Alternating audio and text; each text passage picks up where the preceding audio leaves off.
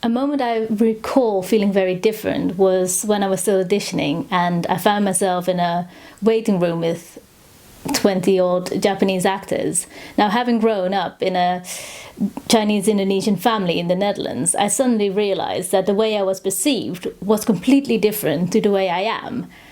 And it was a real eye opener realizing that people thought I was different, even though I never thought of myself that way. When I was at the agency, this email came around, and one of the things it said was that I was uncastable, which I was really shocked by in a London agency in this day and age.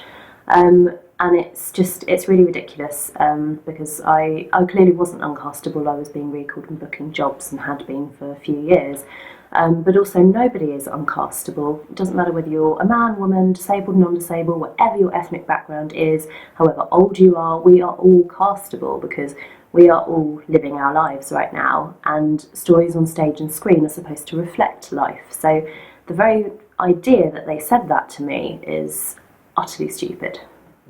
Why do you think that was, that they said that to you? I think they were afraid, so they kept saying things to me like, we've never represented anyone mixed race before, and we don't know what you are. And I was like, well, I am a who, I'm not a what. And I said, yeah, I was really shocked by it. I didn't get it when they were already representing other actors of colour, just no one who was mixed race. I suppose I always felt different growing up. I was brought up in Watford.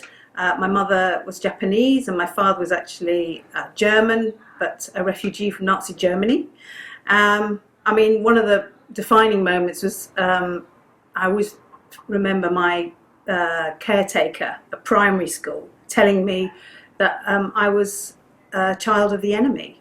And I was so shocked, and I thought, oh my God, that stayed with me. I remember my mother getting abuse on occasions when I was out with her.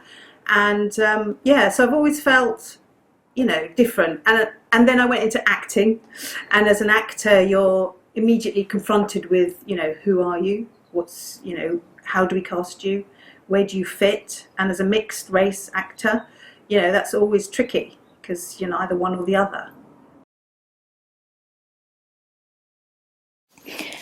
I feel that we increasingly see women of colour in stronger roles where they are not exoticized. But I think there's still scope to grow when it comes to women of colour in positions of power. I think that is true for women in general in the industry, but definitely for women of colour.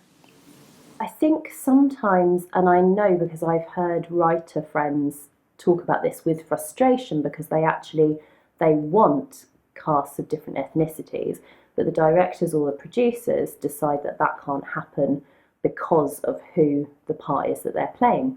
So it's a bit like, it's changing now, I think, slowly, but before I would only get castings if it was to do with my race, whereas now I'm getting castings because it's a part, that I would play in real life anyway. So, like, for example, I'm a sister in real life, so I should be able to play a sister on the stage or on the screen, but I never get called in for it, which is a bit bizarre. What do you think that is?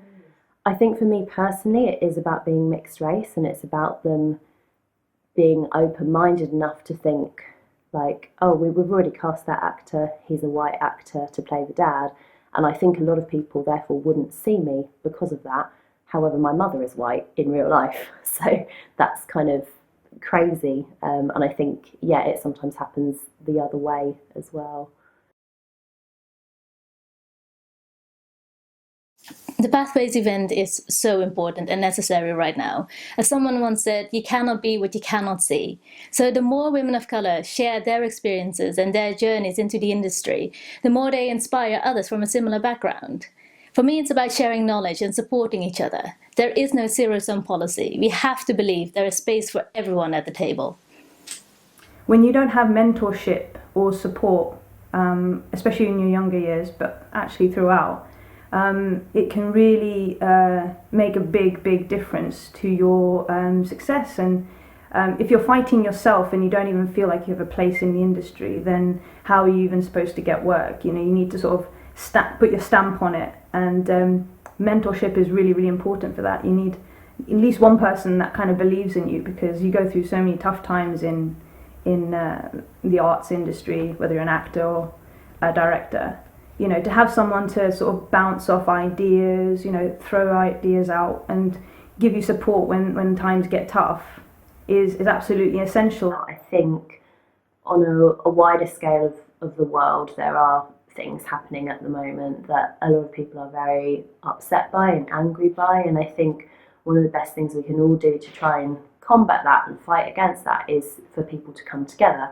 And I think in terms of our industry, it's really important to support each other. And I think especially if you're a new graduate coming to this event, or even if you've been in the industry for years, it's just nice to be inspired by other diverse women, and also to make connections with people and to feel like you have that support network, because I think that's really important in an industry that can be seen as very cutthroat.